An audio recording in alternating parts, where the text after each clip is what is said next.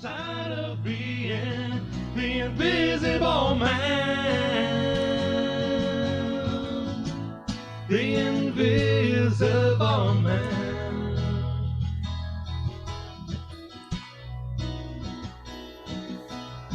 Oh, the invisible man. Well, hello everyone. Thank you for joining us again for yet another The Invisible Man. We have a very special guest. Ryan Webb will be joining us with Sonya in just a few minutes. But first, introductions. Yeah, hi everyone. Welcome again to our show, The Invisible Man. This handsome gentleman next to me here is Mark David Stollard. He uses his middle name, even though he doesn't have to. And this is Ryan Jans. His middle name is also David, but he doesn't use it even though he should. And we are It's All in the Mind. So, and we also have with us, of course, Phil Colorado. Phil, our cohorts. Say hello, Phil. You there? Hello, I'm here. Here we go. Let me get this switched over. There you go. So, Phil, you are going to give us, we're going to have the Phil's free-for-all. It's going to be taking place in about 20 minutes or so, give or take. What have you got in store for us today? Well, first of all, just to help people here, first of all, share the video because I'm in jail, so I can't share. That's Facebook jail, not real jail. Facebook jail. Facebook jail, yes. Good distinction. So if anybody wants to have a job, there's a website that's offering a dream job for a holiday-loving person looking to make $1,000 watching 24 Hallmark Christmas movies. Who's got it in them? So if you can apply online, but you'll receive the $1,000. You'll receive a streaming service subscription and a movie watching kit with cookies, cocoa, and everything for Christmas because Christmas is coming. So just Google it online. Hallmark 24 Hallmark Christmas movies, $1,000, and you can get a job this year. Yeah. I want to talk, right? Hey, how about this? I lost count now. There's in the month of October, there were, I want to guess, over 100 UFO sightings throughout North America. I see Ontario, all kinds of places. So I'll just find a few of the more interesting ones. Sounds good. We'll look forward to that. And while you're okay, go ahead, Phil. Sorry, go ahead. And here's something weird that I found. There's some place you can rent a hotel room. It costs only $1, but everything is live streamed 24/7. So I don't know. And I was just gonna mention some of these stories that I've had on my show. Bigfoot was supposedly photographed recently by a baseball player in the major leagues. Yet he had his hunting camera out, and I don't know. The pictures are there. Anyways, we can talk about. Give us the details a little later. Then that sounds kind of fun and chaotic. So yeah, we're looking forward to that. Whoever has opinions, we'll have a free for all on that. Sounds good. Right on. Okay, so don't forget to everyone to like, subscribe, share. We're live on Facebook. We've got people watching us already. Please like and share. If you're on YouTube, we're on YouTube as well. I find the picture is a bit better on YouTube. If you want high quality, go there as well. Links are all on, everything is on the invisibleman.ca website, so go check that out. Okay, so on to our guest. So Ryan Webb is a rock band from Swindon, southwest England, and the band is fronted by no one other than Ryan Webb himself. Ryan has been performing for years and has been focusing on his own music since 2015. Everything you hear has either been written, recorded, produced, played, sung, and mixed by Ryan in his own studio, with the exception of Sonya's wonderful lyrics. Ryan's album Stop the World, released in 2018, has had a lot of radio play, particularly on the Colorado Phil Show. Woo! Well, Woo! Anyway, he's performed at several festivals up and down England and Wales, and we are all expecting 2020 to see him to set the live scene aflame. So without waiting any further, except for me to do this, welcome Ryan and Sonya. How are you doing? Doing really well, man. Thanks for having us. Well, thank you very much for joining us. Now, just a little delay. We were worried that you'd gone away. Okay. So, I should get my notes up.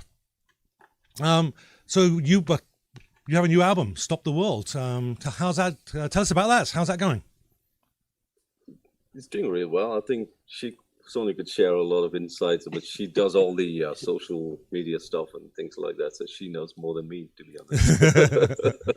He makes me do all the talking. Well, you know what goes on. It's been out for about a year. It's been well received with a lot of radio stations, and we had a lot going on last year. So for the last 6 months of the year, we were moving house, and so we couldn't really get much going in the way of the album's concerned. But we're settled now and promoting it even more. Yeah. I just wanted to point out to everybody, because we didn't say, this is a truly international show. We've got Ryan and I are here in Winnipeg, Manitoba, in Canada. Woo! Crocodile Phil, Colorado Phil is in Denver, Colorado, in the US. I haven't gone down to the garage yet. Denver, Mile High here, yeah. Actually, hang a second. The guys on the balcony want to say something. Hey, things are looking up. That new guy, Crocodile Phil, really adds a lot. It's a pity the other two are just phoning it in. At least they would if they could figure out how to use a phone. Nice guys they are, eh? It's a son of Our hecklers. Oh, you guys in the balcony. All right. Which way did you shake? Up there. That way. Yeah, this is really cool. Before I go, this is really cool. It's like another British invasion, right? Yep. Don't forget. Mark was the guy that came to Winnipeg first to set the seeds. Yeah. Many moons ago. This is really awesome, you guys. Thank you for doing this, and I'm gonna go listen to the show. Downstairs. See you in about 20 minutes. Yep. Okay, and just to finish that off, because we had Ryan and Sonya are actually in the UK, and it's like 8 o'clock your time now. So, yeah, so truly international idea. It is now 8:12. There we go. Yeah, wow, that's a slight time difference there. 6 hours. Wow. So I said we're looking at listening to your album there before yesterday and today there, and I was actually quite enjoying the title song, and it was had a feel to me, particularly the introduction and the lead in, a bit of a Tears for Fears kind of an influence. It seemed Seeds of Love was something that came to mind. It wasn't a copy by any means, but there seemed to be a little something there. Who are your musical influences? I mean, am I close, or what kind of led you? Well, I can't say you're close. Well, if Tears for Fears, I it's like one of those things. I've listened to a couple of their tracks, but I can't name them apart from just the famous one. The famous There's been one. a lot of them. Seeds of Love. Seeds That's of one. Love and Rule the World and Stuff like that. cool But band. They were a cool band. it's not one of those tracks I listen to. Probably. It's interesting that you mentioned that, to be honest, because no one's actually ever mentioned that. Yeah. And they always kind of plug it on towards, if you're talking about the title track, it's like they go towards Oasis. And I said, okay, there might be a truth to that, but I have no idea. There was no intention. Okay. Obviously, music nowadays is just, there was so much music out there. It's just always going to touch a bit of riff here and there. So, it's hard to have, an original kind of sound, to be honest. If you're going hunting or doing your research, I think you can find a lot of riffs that is quite similar to music that's been released out there, Yeah, for sure. So, Tears for Fears, interesting. Yeah. It was particularly a Seeds of Love album, which was more of a had a kind of a real heavy. Well, it was deliberately they were channeling the Beatles on that one. Because I'm a big Beatles fan as well, and so I can hear just something in there, the melodies and the way the instruments were blending in, and the feel of it. Anyway, if you haven't listened to that tune in a while, go listen to it. It's I think they're definitely worth the whole album is actually one of my favorites anyway. So who are your musical influences? Well, I started off listening pretty heavy, so it started off with Maiden, so Iron Maiden, Metallica. So those are my early childhood listening pleasures, I would say. I was never a Beatles fan, to be honest. And how dare you get off the show? Hold me back. Good thing there's a whole ocean between the two of us. But it's like you can't get away from that. Obviously, I've listened to so many Beatles tracks. It's just out there, so you can't get away from it. So it's just one of those things. I just preferred the more heavier stuff. And I took a dive down just to listen to just instrumentals for a long time. Then went to just on listening more progressive. So I would say started off with Iron Maiden, Metallica, then I moved on to Satriani and Dream Theater. But I'm a massive fan of Faith No More lately. Big fan of Faith No More. And I love Slipknot now. Okay. Slipknot, really? You're the first people to hear that, because I didn't even know that. So it's something about the darkness of their riffs and the lyrics. If you like not listen to the heavy stuff, like you can just put it behind you and just go deep. And I got this way of kind of shutting myself down and listening to a certain thing and not listening to the drummer or just listening to the guitars and stuff like that. So if you just listen to Corey singing, you know he's really going for it. Mm-hmm. So it's just one of those things, it will change in a matter of a couple of months or whatever. So I'm gonna throw you. We promised not to throw too many gotcha questions. I'm gonna throw you. I think we promised them none. Yeah. Yeah. This was a question we had sort of lined up, and it was about your recording process. And I'm going to give you a little bit of juxtaposition here so that you have a little bit of thought towards it. You said you're well into Slipknot. I've never really been into Slipknot, but there was something they recorded once at Sound City, one of their albums, or probably a couple of their albums there, before Sound City eventually shut down. Their producer would take things as they're pounding, because they've got like a huge percussion. He'd like throw things at them and make them mad, and it's almost like method playing, like a method actor, right? He would he'd take like a candle that they had going, and he'd like throw the wax at like the guitar player and make him go like just rage out as he's playing.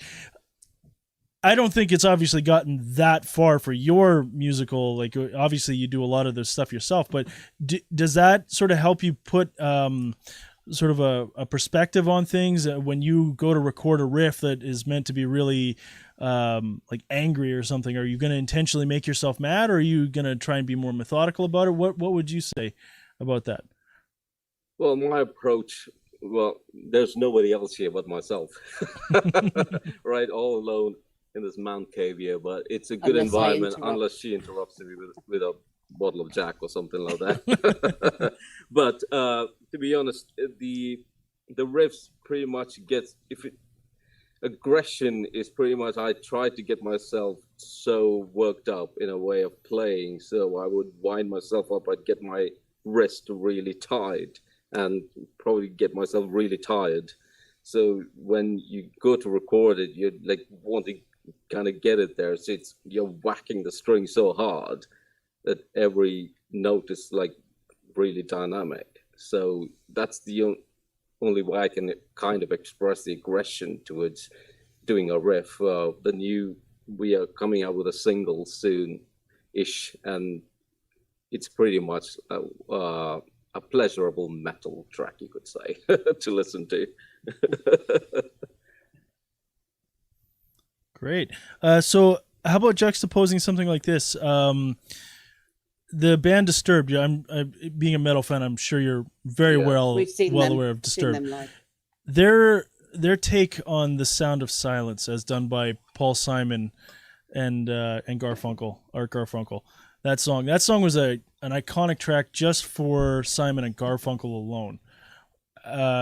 Their take on that and the way that they've sort of transitioned the song with its eerie, I'm trying to think of the actual, not archipelago, that's islands, arpeggios, to move the song around into like full-on metal power chords with heavy distortion and driving drums right at the end. How do you as opposed to say something like Dream Theater that's kind of like very all over the place and like 6/8 timing and stuff like that, a very folky song, what would your comment on something like that in the world of metal, and how they can sort of make that work?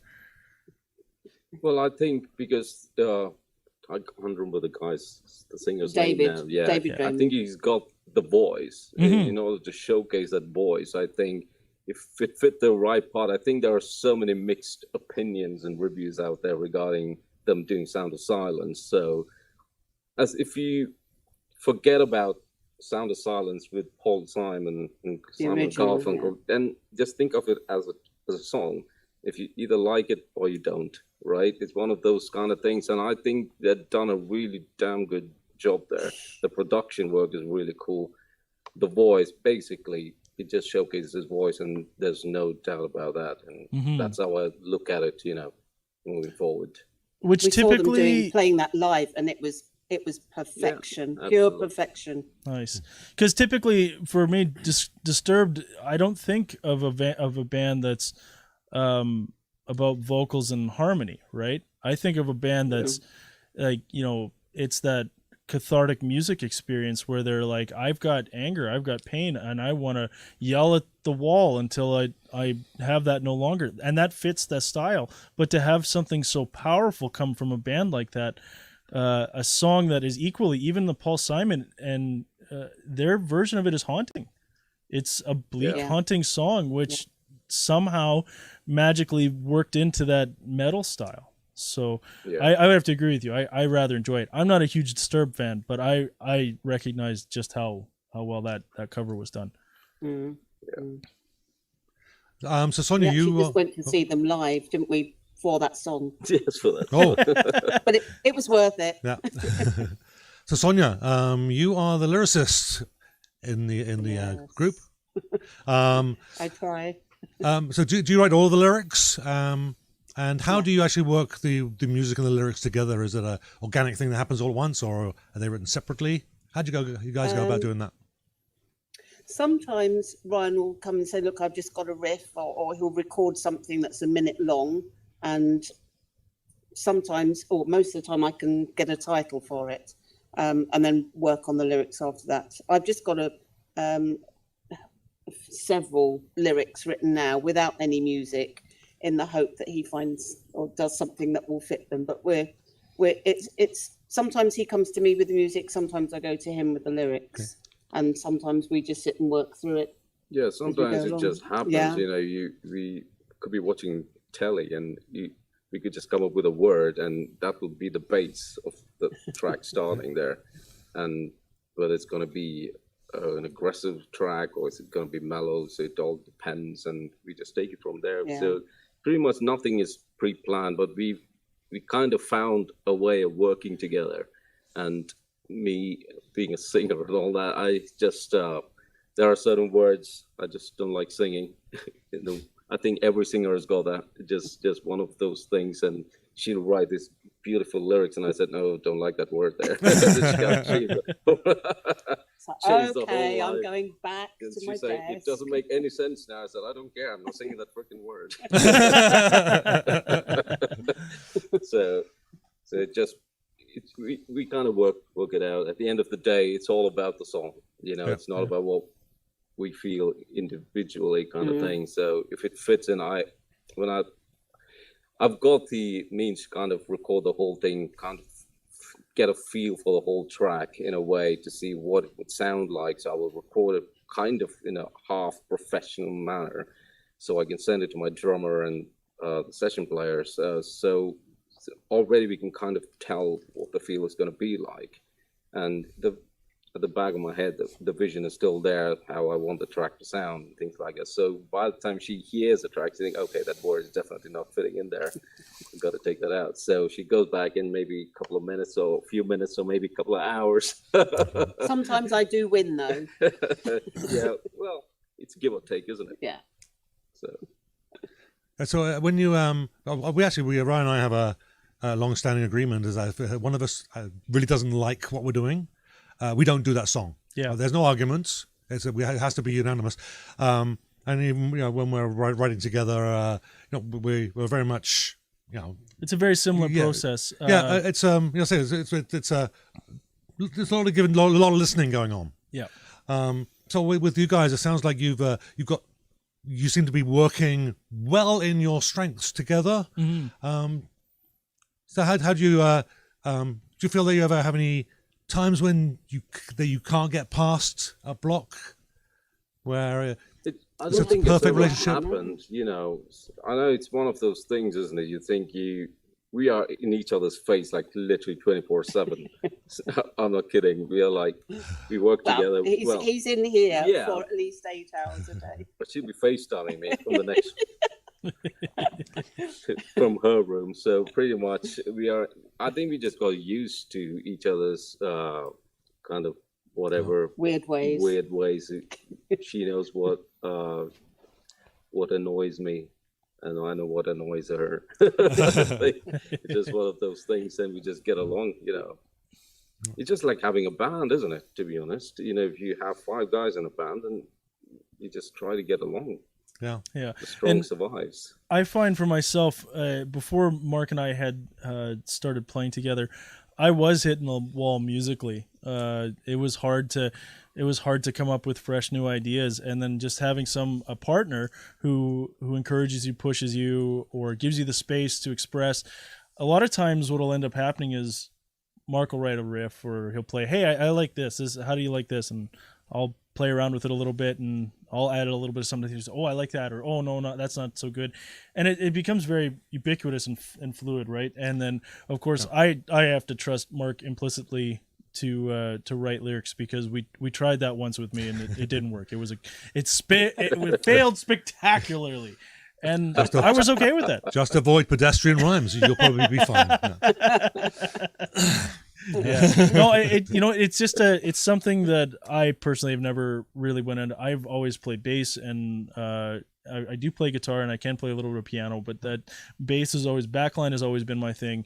And so I never really focused on things like writing lyrics. I can do it, but it's like, it's going to take 3 or 4 or 5 times as long for me to finish a song than see what you mean. to do that. Yeah. So I think I just got lucky with having Sonya here doing all that for me. Let's do a quick shout out. Pauline Santoro has joined us.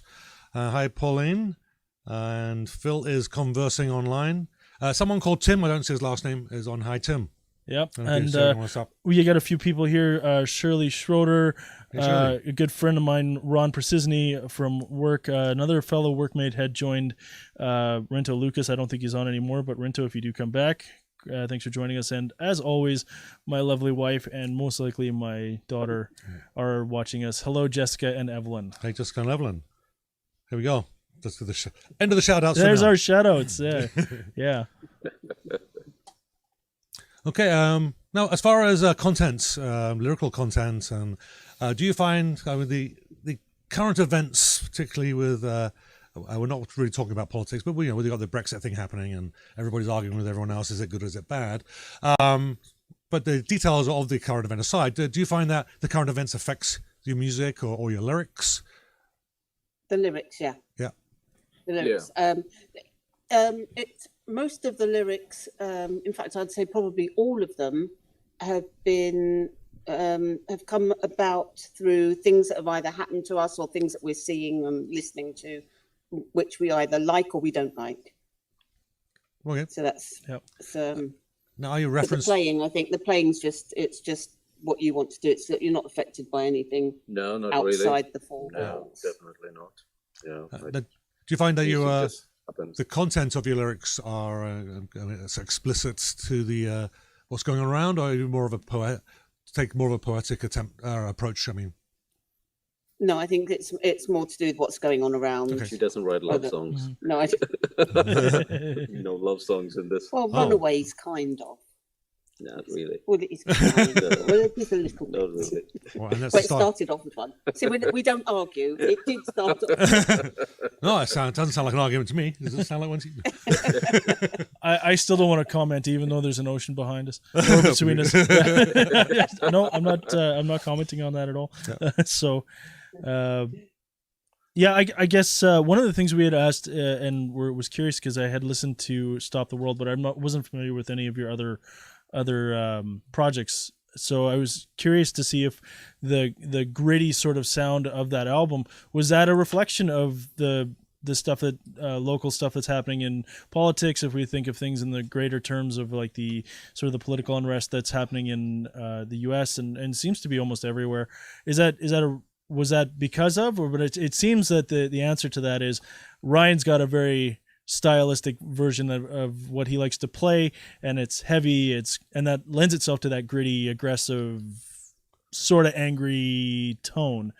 And Sonya just happens to fill in the blanks with the words. So, have I got that right? That sounds about right. Yeah, right. Okay, good. So, can you write me a song about daisies in the garden then? And I just want to hear some screamo, Daisy, Daisy. That'll be the secret track on the next album, right? You never know. It could be like a little 30-second intro to a track. Yeah. There you go. I think I need to write that down because I think we need to remember this. Oh Lord, So, what have I done? I think Ryan. She's not kidding. She's actually writing it down. Yeah, this Ryan wants some credit on that song.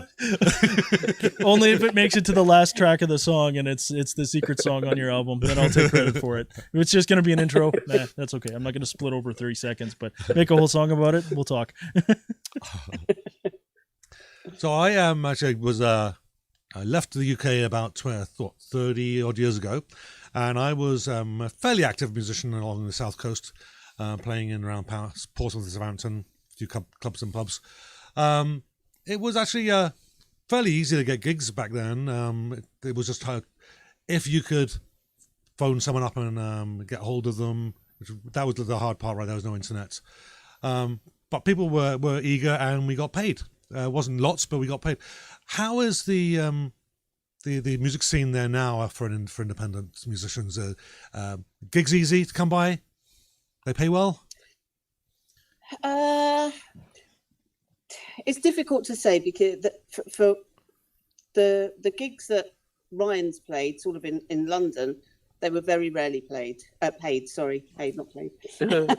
And you get a lot of promoters that make you pay to play. So you have to sell tickets and beforehand, and then you hand over, most of the money, and they reap the rewards of all your hard work.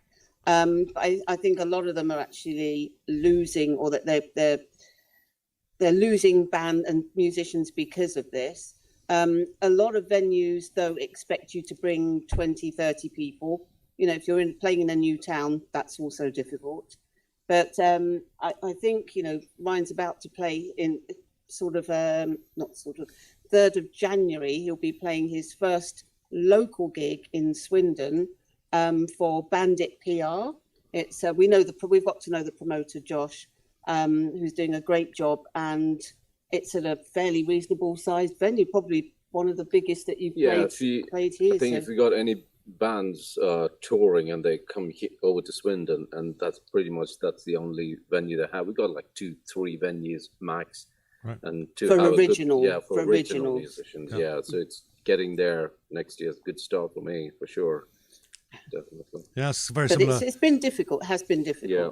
No, actually, here in Manitoba, we got was it 5,000 registered musicians? Yeah, something like that. And there are a fair amount. We're a live music city, but it really is kind of tough to get shows, and it's just the same as you. It's tough to get any kind of significant payment. Well, the payment for sure is definitely. They'll love you. They'll have you play every week, but they just don't want to pay you. That's the real. That's pretty much the same. That's the real issue that we face. I mean, I want to say that it was a little bit more limited, even like when we first started playing, because we did have a couple of clubs that were more like, this is rock, this is metal, that's where those bands will play.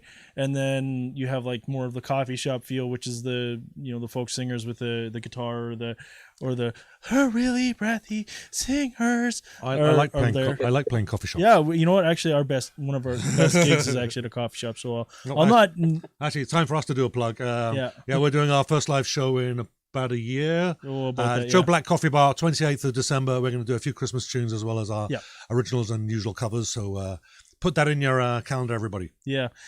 So yeah, I don't want to knock the Flights. coffee shops too bad, but it used to be a lot more segregated. Now there's just a bunch of bars that'll pretty much put anyone on stage, but they just don't want to pay you. Yeah. So that's Yeah. the big struggling part of it. So, and I think just because of our climate, because it gets cold very fast and then gets cold for very long, all people do is stay inside and play music, right? So that's why we have 5,000 registered musicians. So.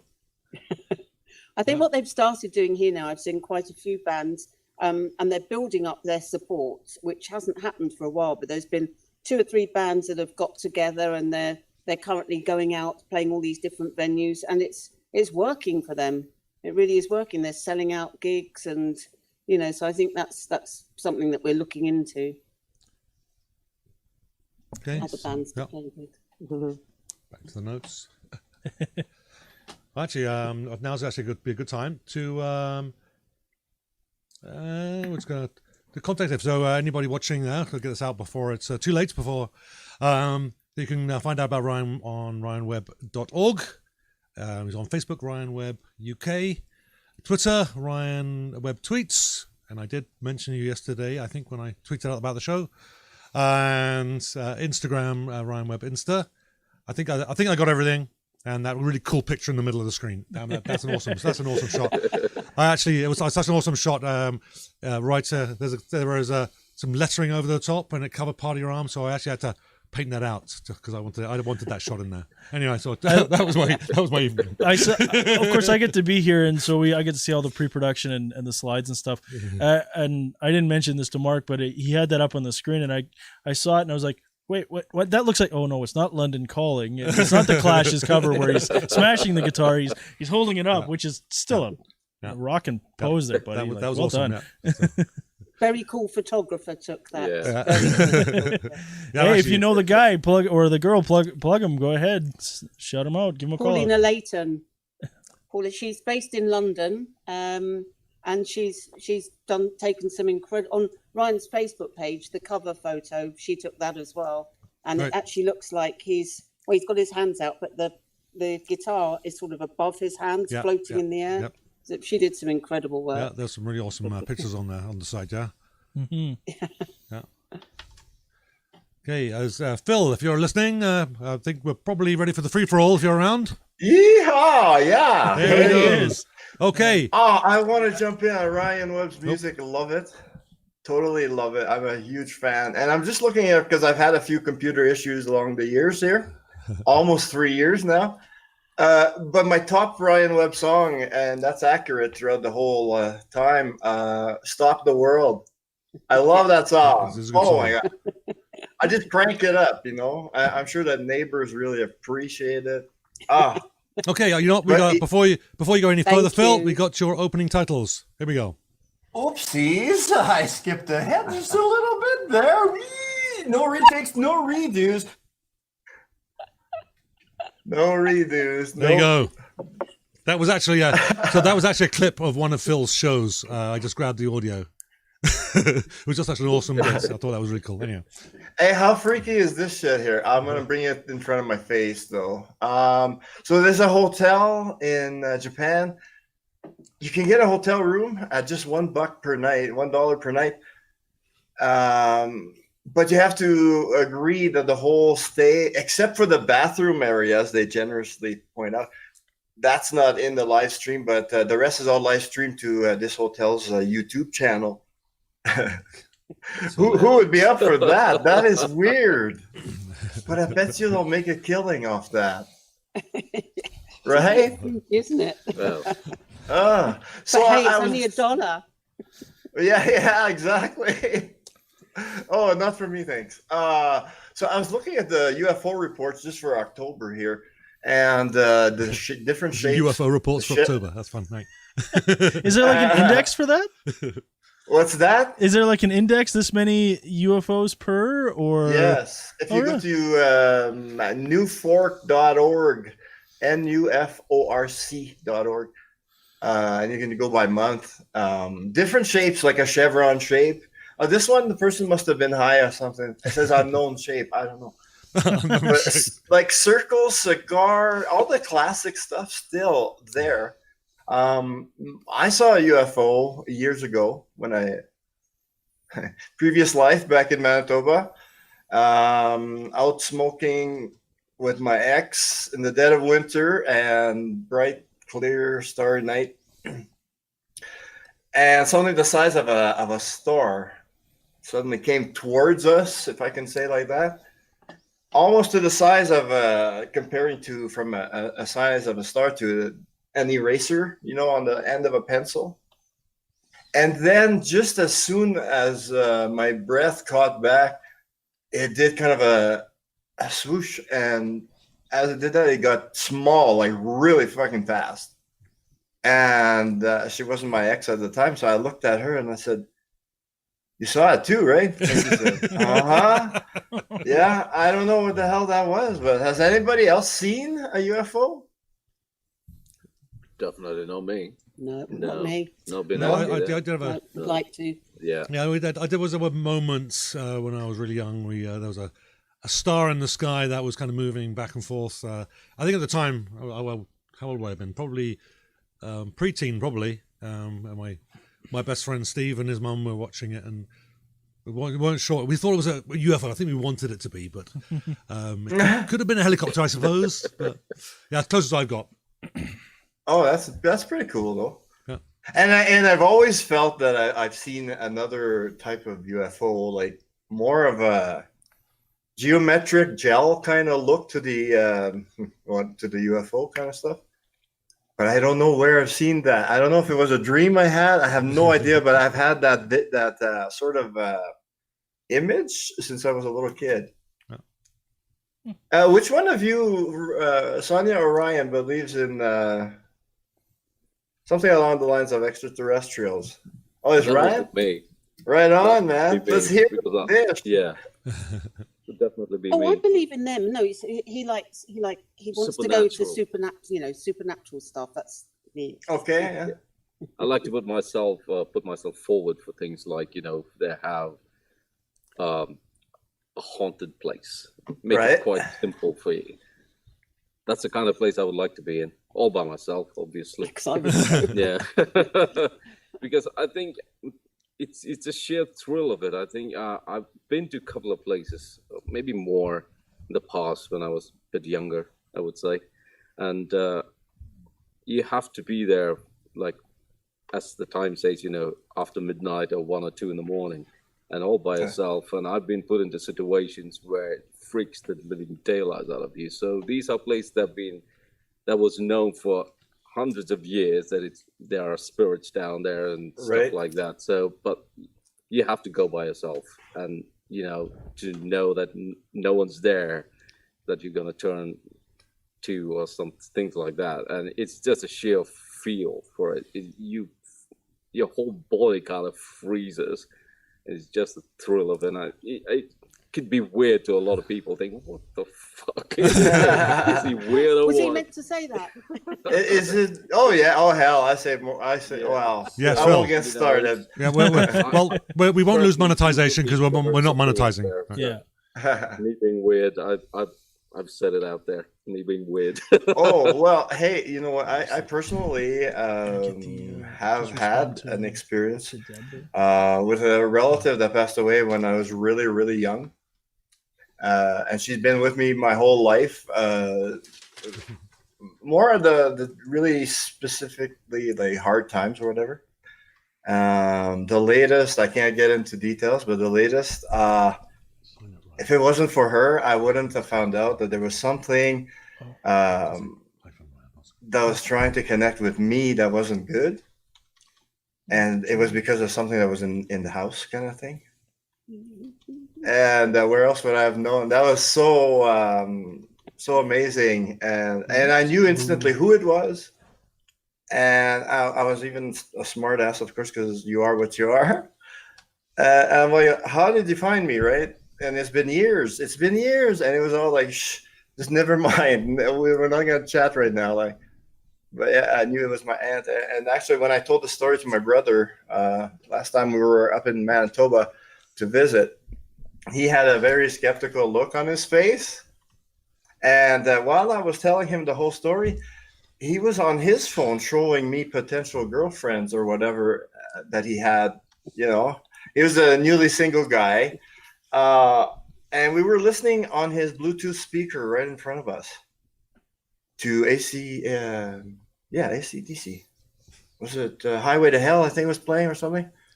And all of a sudden, because he was showing me pictures, I just kind of assumed that he had accidentally turned the volume down because we could hardly hear it. And I was in the zone that I needed music on. And he said, no, he said, look, the volume's all the way. And he said, oh my gosh, that's coming from inside his house. We were at his house. And my spouse was in the basement, tired, because we had just arrived from the US kind of thing. We drove the whole way. And she had nothing that she had upstairs. Like in fact, when we went out, we didn't put any lights on inside.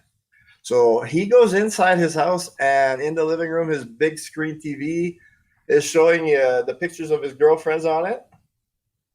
And the TV's blaring Highway to Hell.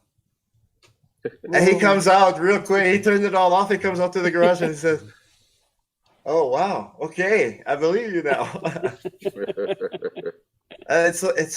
Well, you know, it happens. That's all I can say now. Yeah. But UFOs, though, I mean, holy crap. That's been something. I'm anybody who looks at my Facebook show page when I'm not in Facebook jail, I'm big into Coast to Coast and all the topics on there.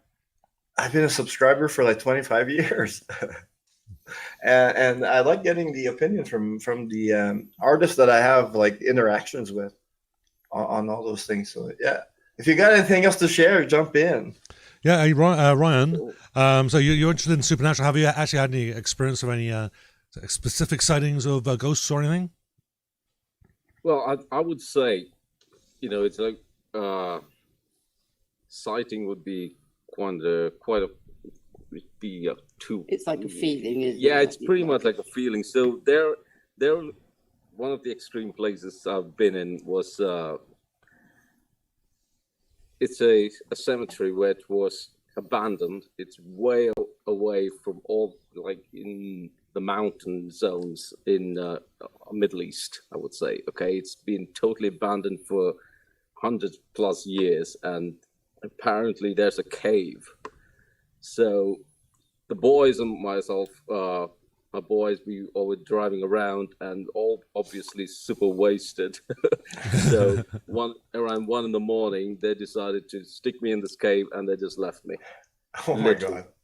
So me bragging in the opening, you know, talking a lot of crap, and they're just gonna get a feel for it, and that was it. I was there till like the morning, and it just freaked the living daylights out of me. So you don't know what the hell. So you're getting all these feelings. You're basically, the alcohol just kind of, you sober right down, right? Oh yeah. Everything, no matter you've been drinking for like 8 hours or whatever, it's just gone. And it's just a weird experience. You can't say that you actually seen things, but you can feel things, if that makes any sense whatsoever. Yeah, I describe it as something that messes with your vibe. Yeah, it's definitely one of those things. So I would say there was something definitely there, not just this one thing, but there was definitely a lot of shit going on. And, you know, it's one of those things you could be explaining it over here, but people could say, it's just full of crap, you know, one of those things. But then another interesting thing happened lately to me. This is freaky. I watch a lot of horror films, right? But I go away like on a Friday. Oh, this might be an exclusive. Yeah. How cool. Another exclusive. Yeah. Yeah, and so I can't sleep, right? So I'm watching a lot of horror films. I'm just watching, and I eventually fall asleep. And I think around like 3:30 in the morning, I must have passed out like by 1 o'clock or something like that. So because I could have been watching films since 10 o'clock or whatever. But for some strange reason, by 3:30 in the morning, I felt somebody literally just pull me off the bed, and I was literally off bed. I was like, what the fuck? Literally, I was just off the bed, like some force really pulled me out, and you just can't explain it. So ever since I was thinking maybe I should just leave a camera running, just filming me sleeping, watching horror film. But that was freaky. I didn't sleep after that. It was literally very freaky. And a couple of weeks back later, I was in the same room again, but nothing happened. So I think a lot of just a mind playing weird stuff games on you, but it was quite freaky. So that gets the adrenaline going, I'm sure. Actually, I want to say that be careful about setting up a camera watching you sleep, because I think a lot of horror movies start that way.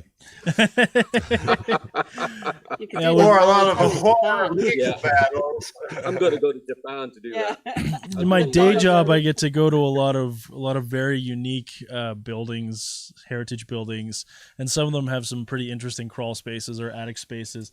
And I was walking. We were going into the where was it? The Albert. It was close to the Albert. It was a famous club, the St. Charles Hotel, and it had been abandoned for like years. And there's a whole argument about the city wants to save it as a heritage building, and developer wants to come in and do stuff, right? All the normal stuff that goes on. So we're walking, and we got to go down these stairs, and it's like literally cinder block walls, and it's dead cold. Like all the insulation, everything's been out of there. It's like minus 40 degrees outside. It's probably almost minus 50 inside, because there's absolutely no light, no heat, no nothing. And it's as black as you get, because we're going to the basement. And we've just got our flashlights. And I turn around to the guy walking next to me. I said, okay, this is part of the part of the movie where they go around the corner and the first guy gets taken out by the monster. So do you want me to go first, or do you want to go first? And it turns out that one of the sprinkler pipes had broke, and the whole basement was like completely flooded, and it turned into an ice rink. It was a complete I should have brought my skates instead of like listening to all this now, I'm thinking either it's all in the mind, Mark, Ryan independently, or you guys in England. Have you ever performed in haunted venues, or supposedly haunted venues? No, we haven't. Do you want me to do some research? Oh, definitely. Yes, please. I've got another job to do tomorrow. Yeah, why not? Well, I had breakfast once. I had brunch. That gig all by myself in a haunted place performing. I'd have to be in a pub down the road. Yeah, why not? No, I had brunch once at the Fort Garry Hotel. yeah. I imagine over like in England, there's. Well, I don't imagine. I hear it on coast to coast. A rich history of hauntings and stuff like that, right? Yeah. The Headless Horseman comes to mind, but there's several places. There's a whole ghost tour for Winnipeg where you can go around to the different haunted places or supposedly haunted places in Winnipeg. But I don't think we've intentionally ever booked that. If we have played at haunted places, I guess the ghosts like our music because they didn't do anything. We can start out here with "Hello, darkness, my friend." Right. Out here we have the Stanley Hotel, not far from here in Estes Park. There, where what's his name? Stephen King got the inspired or something. Oh, for The Shining. To write The Shining. Yeah. Yeah. The Shining. The Shining. You want to get sued? The Shining, yes. All work, no play, make Jack something. Go crazy? Don't mind if I do. Yes. Is it true the Pyramid Club is haunted? I think I saw that somewhere lately. The Pyramid Cabaret? I don't know. I haven't heard that. I've seen some strange shadows in the windows when I've gone by, but that just could be because it's a nightclub. Yeah, that could be. Yeah, there's any number of places that could be. Again, I don't think we've intentionally ever gone to a place that's been haunted, but or knowingly. Yeah, knowingly. But if we did, the ghosts obviously liked our music, so it wouldn't hold us back. They didn't mess with it, eh? No. unless we count that time the speaker fell over at the loft, but that had more to do with the drummer. But yes. Yeah, let's take out the cotter pin there, the safety pin on the bottom of the speaker stand. Bright. And down it went. Took out a table. Glasses flying everywhere. If you want. But Ryan and Sonya, I wanted to say thank you. This is a real treat. Mhm. And on fantastic. behalf of Ryan and Mark, man, thanks again. Yeah. Really cool. You're Let's thank you much. welcome. So joining You're us, yeah, we're just welcome. winding down. So what we'll do is we'll do a quick shout out to a couple of people that joined us earlier. So Deb Lowell, thanks so much for joining us. Rosemary Jessup, thank you. It's nice to have you with us. Say hi, Rosemary. And Joe Cleary. There we go. Anybody else there on you go. yours that you want to shout out to? Yeah, my good friend David Micklefield and Luke Nolan both joined. I don't think they're with us here on the stream anymore, but they were on for a little while. Yeah, just say the name. Don't tell them they've left because it makes us Oh look yes, bad. no. No, I'm calling you out. Watch next time. I can do that to these Did you people. see there's an independent music artist in the comments too that was commenting, listening to Ryan and Sonya, and he really enjoyed it too. I forget his nice. name though. All right, And now it's independent not- music. there If we you musician, if you're listening, we're about to put up all our contact information. Write it down and get in touch with us. For sure. Well, first, the guests, so Ryan's info, ryanwebb.org, Facebook, Ryan Webb UK, Twitter, Ryan Webb Tweets, and Instagram, Ryan Webb Insta. So write those down. Don't forget them. And always best to go to the website. I'm sure there's links for everything there as well. And we're going to put our contact information up as soon as I figured this out. There we go. There we go. So you can reach us because we have links to everything on the invisibleman.ca. You can email us info@theinvisibleman.ca. We're on YouTube. Phil's live shows on vwradio.co. Not And on HGB Canada Radio too. Ooh. So that's www.hgbcanada.com. So Phil, I've been probably have my heads down working on this Cannabis Castle edits. When did that happen? I've obviously been offline there for a 2 while. weeks ago. It was 2 weeks ago. Yep, yeah. yeah, we'll do it. TV production is a what was Yeah, that? film production is pretty. I don't know, a slave master, I guess. I know. Yeah. Anyhow, so you watch out for our new show coming out. So we'll work on that with Luce from Load and Ambrosia Apothecary. Yep. And it's called Cannabis Castle. We filmed it last week, and I'm editing it. It is taking forever. Hopefully, we'll have plans for release next week. To release what our schedule is next week. It won't be released next week. Oh, that's amazing. Anyhow, that's by the way. And you can reach, of course, Phil on Facebook, the Colorado Phil Show. You can reach Ryan and I on It's All in the Mind Band page, and of course Phil and I are both on Twitter, MD Stallard and Colorado Phil 1.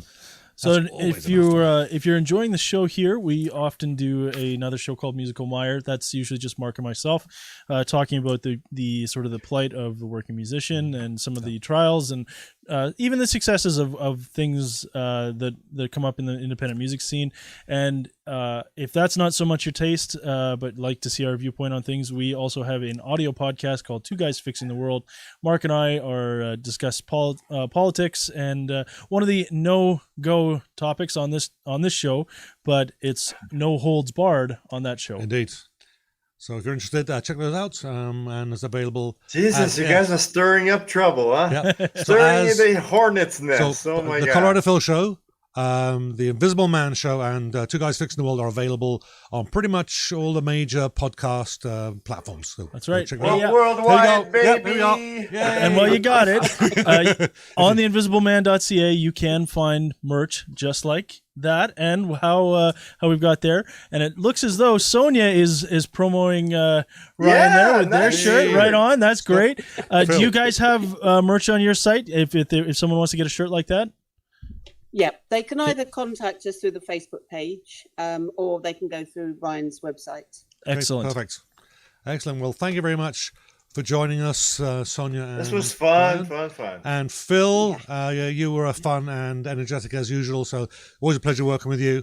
And It's the Ryan- sugar. and Ryan Jams, of course, Ryan here. My name is Mark David Stallard. Thank you very much, everybody, for joining us in the audience. Thank you again, Ryan and Sonya. It's been an absolute pleasure. We'll see everybody else again next time. Thank you. Oh,